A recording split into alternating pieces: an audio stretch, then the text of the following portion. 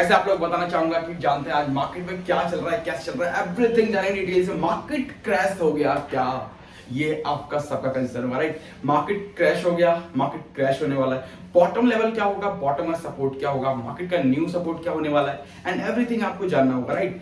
And आपको concern भी होगा कि सर 15,700 पे जो मैंने इन्वेस्टमेंट करी थी, अब क्या करें, यहाँ पे इसको सेल आउट करके दोबारा बाय करें या फिर इसको कीप इट करके एक नया ट्रेंड स्टार्ट करें एंड उसके बाद एक दोबारा से इन्वेस्टमेंट स्टार्ट करें। एवरीथिंग आंसर होगा, डिटेल्स में जानते हैं कि करना क्या है, कैसे होगा, एवरीथिंग जानेंगे डिटेल्स में, right. And first of all बताना चाहूंगा एक एग्जांपल के रूप में। देखो, मार्केट गिरता है तो कोई दिक्कत नहीं, आपको ग्रीडी फील करना चाहिए कि मार्केट ने जो बाय किया है कोई दिक्कत नहीं है। मार्केट कभी भी जब आप देखोगे ग्राफ में, तो मार्केट में जब ग्राफ ऐसे ऐसे चल रहा होता है और ऐसे जाने के बाद ऐसे आके यहाँ पर रुक जाता है और फिर यहाँ से फिर वो बूम बैक करके ऊपर जाता है, ना कि वो यहाँ से फिर वापस नीचे आ जाता है। इस पॉइंट ऑफ व्यू से वो ऊपर जाता है हमेशा, ना कि नीचे आता है। तो आपको ना डरना नहीं चाहिए हमेशा।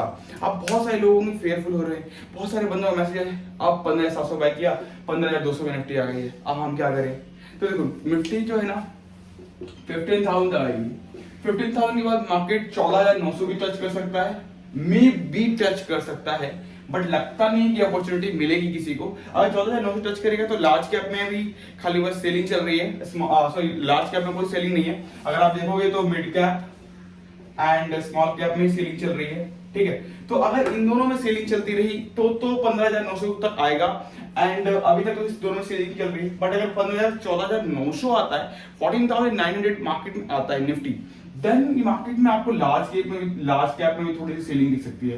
तो हो सकता है 15,900 टच करने के बाद मार्केट 14,900 टच करने के बाद मार्केट को वापस अप्रोच करना पड़े 14,500 के आसपास। बट ऐसा नहीं होगा, इतनी ज्यादा इन्फ्लेशन रेट बढ़ के नहीं आई है, बिकॉज ऑफ दिस 75 बिप्स बढ़ाने थे बेसिस पॉइंट पे।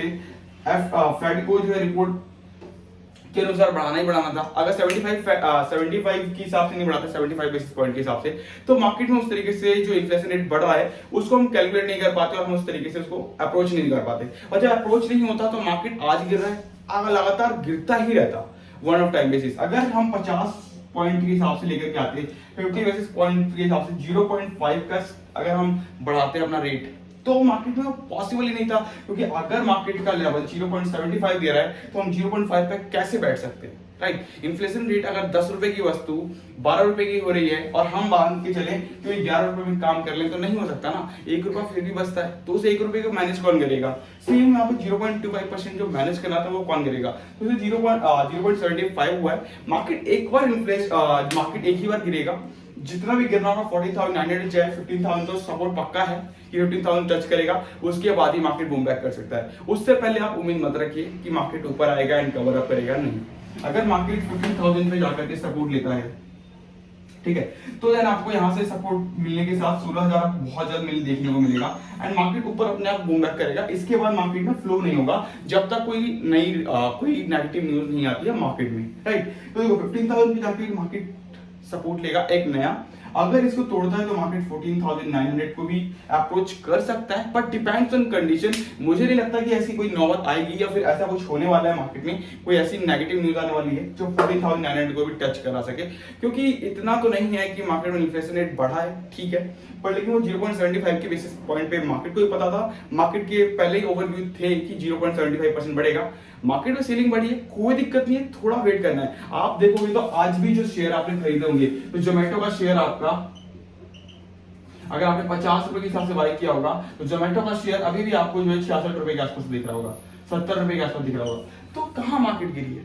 मार्केट तो यार वहां गिरी है ना जो मिड कैप में आए हैं, ठीक है, एंड जो आपका स्मॉल कैप वाला जो फंड है उसमें गिरा मार्केट। उसके पहले थोड़ी गिरा मार्केट तो गिरा ही। लार्ज कैप में तो बिल्कुल भी सेलिंग नहीं आई है, कुछ भी नहीं हुआ मार्केट में। मार्केट बस सिर्फ निफ्टी गिरा है, उसके अलावा अगर आप उठा के देखोगे चार्ट स्टॉक की, तो वो नहीं गिरा। स्टॉक चार्ट बिल्कुल ही सही चल रहा है, कहीं भी आपको सेलिंग नहीं दिख रही होगी, राइट। तो बहुत अच्छा लेवल है, तरीके से करना है, दिमाग से कंसंट्रेट होकर के अपनी चीजों को करना है काम, राइट। मैं हमेशा कहता हूँ ना कि अपने जो जितने भी ये सट्टा बाजारी में जो लेके आते हो ना, लक, किस्मत, ये सारी चीजें, इसको साइड में रख करके थोड़ा सा आकर के स्किल बेस्ड हो जाओ कि हमें करना क्या है। माइंड ऑफ थॉट को बदलो एंड उसके बाद चेंज करते हो माइंड ऑफ थॉट को इस तरीके से लेके आओ कि यस हम एक बिजनेस करना है, पार्टनर बने, तो पार्टनर की रिस्पॉन्सिबिलिटीज होती है कि बिजनेस को कैसे वर्क करना है। अब मार्केट में डेफिसिट आ गया तो मार्केट गिर गया, मान लो मार्केट का ग्राफ इतना मस्त चल रहा था एंड उसके मार्केट वापस यहाँ तक आ गया, तो क्या हम यहाँ से मार्केट में ट्रेडिंग नहीं करेंगे, अपने बिजनेस को बेच के भी चले जाएंगे। दुकान खोली, दुकान खोलने के बाद आपको यहाँ पे इस तरीके से आपका दुकान जो ग्रो कर रहा था, राइट, एंड उसके बाद क्या हुआ, अचानक से कुछ ऐसा हुआ जो कि आपके साथ अनबिलीवेबल था, आपके शॉप के लिए जो आपने पार्टनर से खोली थी, और वो मार्केट थोड़ा सा डीप आ गया। क्या आप यहाँ से हट जाओगे, इस शॉप को क्लोज कर दोगे, या फिर इस चीज को, इस सिचुएशन को सर्वाइव करते हुए इसको बूम बैक करके ऊपर लेके जाओगे?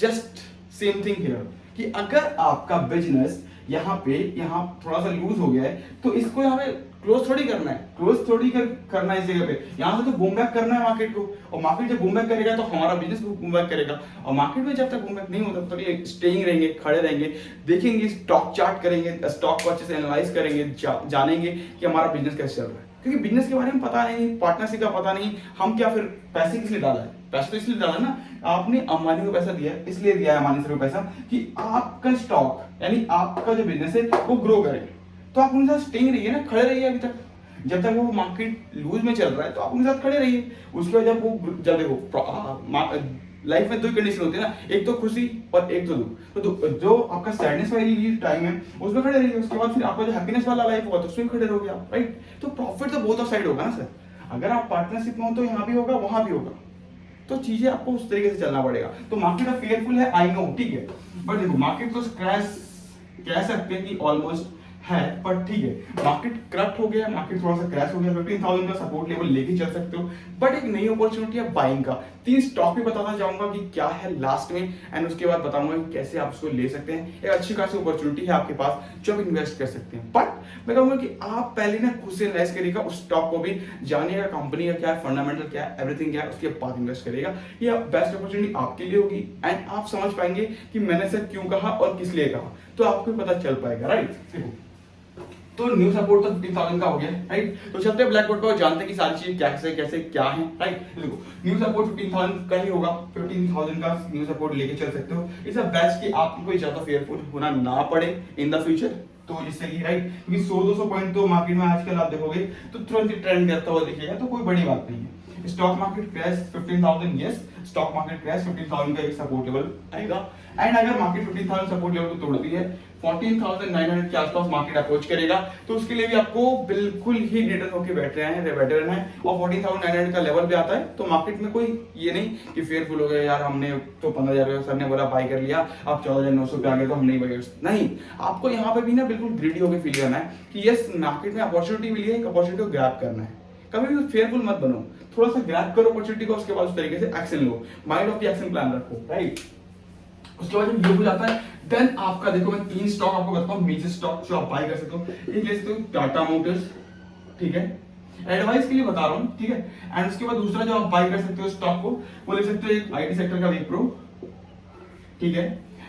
तीसरा स्टॉक जो आप बाय कर सकते हो वो ले सकते हो टेक महिंद्रा, बहुत अच्छे खासे प्राइस पे मिल रहा है, अभी आपको 9,050 के हिसाब से मिल रहा होगा, 400 के आसपास मिल रहा होगा, 950 के हिसाब से मिल रहा होगा टेक महिंद्रा, एंड 400 के आसपास विप्रो, एंड आपको 380 के प्राइस से आपको टाटा मोटर्स मिल रहा होगा। इन तीनों स्टॉक को अपने राइट से एनालाइज करके, ये एडवाइस थी, अपने राइट से एनालाइज करने के बाद जो बाय कर सकते हो, अच्छी खासी अपॉर्चुनिटी, टारगेट फिक्स कर सकते हो आप कितना चल सकते हो, और मार्केट में कितने देर तक स्टेइंग दे सकते हो, और एक अच्छी खासी इन्वेस्टमेंट कर सकते हो। वीडियो अच्छी लगी हो तो लाइक कर लीजिएगा, शेयर कर लीजिएगा। Thank you so much guys, and अगले वीडियो मिलते हैं कि मार्केट में मिसकंसेप्शंस क्या होते हैं, मार्केट में कैसे मिसकंसेप्शन किया जाता है, और लोग कैसे मिसकंसेप्शन होते हैं मार्केट में, राइट। वीडियो अच्छी लगे तो लाइक कर लीजिएगा, शेयर कर लीजिएगा। Thank you so much guys, and channel पे पहली बार आए तो सब्सक्राइब करना ना भूलें। Thank you so much guys.